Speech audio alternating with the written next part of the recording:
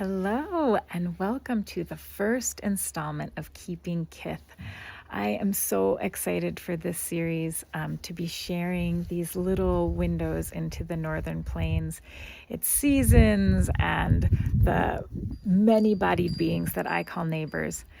So I decided for this very first episode, now you may be listening or you may be listening and watching, I decided for this very first episode that this is kind of a threshold moment, so we would cross the threshold from in here is my tiny house. It's the writing shack where I do a lot of my work, recording and writing work. So we're going to step through the door out into the tree belt that looks directly north into the pasture. So I'm going to turn you around. For most of these episodes, I am not going to have my face on the screen. I want you to see what I'm seeing because you're going to be listening to what I'm listening to, and you're going to be part of what I'm experiencing here. And as you heard in the introduction, that will be whatever's happening. So it might be wind, it might be birdsong. Today, there's some dogs. All the dogs are out with me here. We've got, quite the pack. So you'll get to see them. Oh yes, now they're going to put on a good show for you too. You can hear also the wind chime that is outside my house. My tiny house, which is really cool. My dad, who passed away almost exactly 25 years ago, it'll be 25 years next month, he got that wind chime in Japan, and it has traveled a lot of different places with me. And it really, when I'm writing and recording, it often will accidentally end up in things I'm doing. And so it feels like an extension both of the wind, but also my dad. So I don't mind hearing its voice contributing to this first episode. I think is pretty cool. So it's January. This is a kind of a quieter time usually. We're having unseasonably warm weather here though. Today, I think yesterday it said it was 28 degrees above normal, above the average for that day. And I don't know if you can hear this, but the wind is also rising just from when I came out. Wow. So I almost feel like I'm getting a little emotional because I have had this start to happen where when I talk about the wind, it comes up. And it kind of freaks me out a little bit, but I also think it's cool. And it has more and more over the years begun to feel like a conversation that I'm having. And when I forget to reference the wind, it will remind me. And when it makes its presence known. Let's just say that much. Meanwhile, I was out here earlier when I first came in actually to the tiny house, and a red-tailed hawk came super low, like right into the trees, which happens but very, very rarely. And I was regretting that I hadn't already set this up because it felt pretty special to get that visitor coming through. So I guess I'll talk a little bit more about what my hopes are for this series. Sometimes I'm going to be taking you to the barn with me. Sometimes I'm going to be taking you out in pasture walks.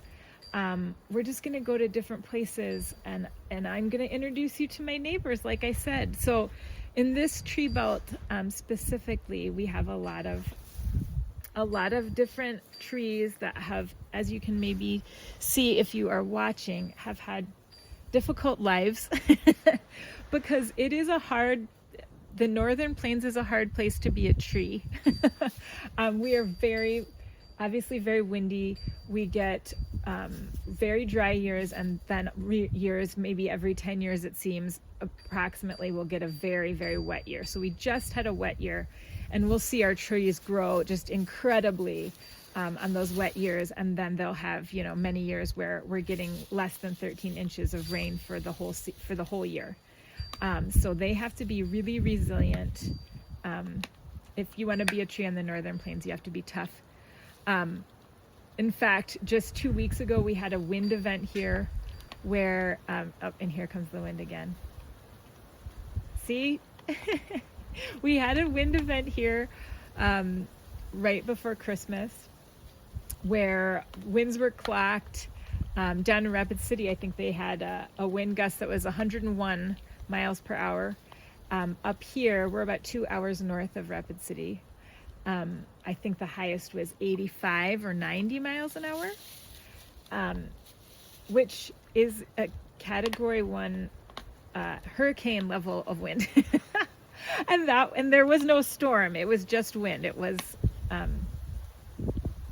yep, the wind's gonna, oh my gosh. I can't even believe this.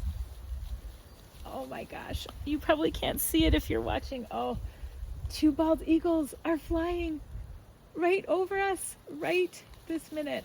Oh my gosh. I can't even believe it. I don't even know if I've ever seen that. 2 bald eagles flying in perfect tandem. Oh my gosh. They just flew from west, east, directly over, and now they're kind of circling over the pasture that's directly east of us. Well, thank you, Prairie. Thank you, Eagles. That was pretty awesome. Wow, that was awesome. So, we had a wind event, and the most noteworthy thing about it is how few things were affected. And I was once again impressed and amazed that the trees here, specifically the trees, buildings too, but the trees, so few lost branches, and so few, I mean, we had very few that came down. I know there were people that lost trees, but considering that level of wind, it's pretty impressive, and just goes to show, I think, how unbelievably deep those roots must go if they can hold themselves in the ground when they have that amount of wind brushing up against them. So I've written a lot about this, and it's something I think about daily, which is what would it take to grow roots that are that deep? The answer is I don't know. But again, especially here in January, I mean, this is a time that we often think of as a dormant time here. Obviously, things are not growing upward, but it is not a time where nothing is happening. And I think that these periods of things being fallow and resting, and a different type of growth than the kind of growth we might be seeing with our eyes are just as important, if not more important. Plants know this, of course. I think humans know it, but many of us have forgotten, and it's good to be reminded. So, yes, those are the kind of thoughts I want to share with you. Maybe some weeks we'll have more stories. But again, this is a collaboration between myself and whomever else wants to show up to share in the stories that I'm telling you. And like I said, maybe some weeks there will be a little bit more of a curated story that I'll bring to you. But maybe a lot of it's just going to be listening to what's happening. And I hope if it makes sense for you, that this can also be an invitation to go out and listen to the place that you live and see who comes to visit you. Because absolutely, your Kith, they want to meet you. I know it. I've experienced it over and over again myself, so I know they want us humans to come out and say hello.